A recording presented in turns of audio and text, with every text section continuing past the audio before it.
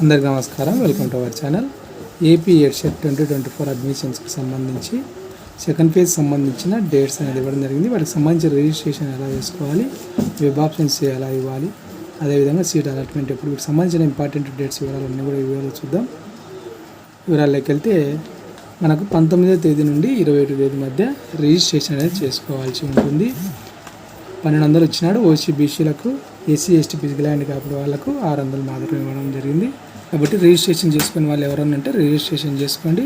20వ తేదీ నుండి 22వ తేదీ మధ్య సర్టిఫికేట్ వెరిఫికేషన్ అనేది జరుగుతుంది. ఫీ పేమెంట్ చేసి రిజిస్ట్రేషన్ చేసిన తర్వాత మీ ఒరిజినల్ సర్టిఫికేట్స్ అనేటివి స్కాన్ చేసి అప్లోడ్ చేయాల్సి ఉంటుంది. ఏ సర్టిఫికేట్స్ స్కాన్ చేయాలనే దానికి సంబంధించిన వివరాలు కూడా నేను ఒక వీడియో చేయడం జరిగింది.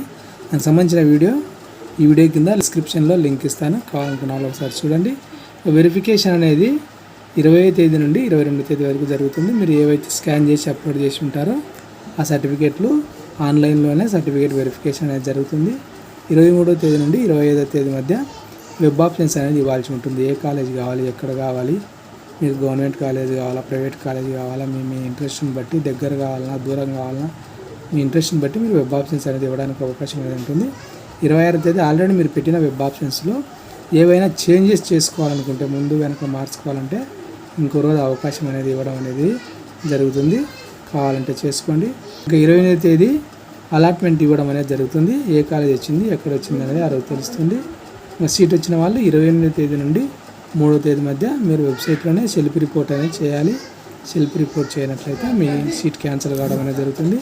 అదేవిధంగా మీ ఒరిజినల్ సర్టిఫికేట్స్ తీసుకొని ఏ కాలేజ్ అయితే వచ్చి ఉంటుందో అక్కడికి వెళ్ళి రిపోర్ట్ అనేది చేయాల్సి ఉంటుంది.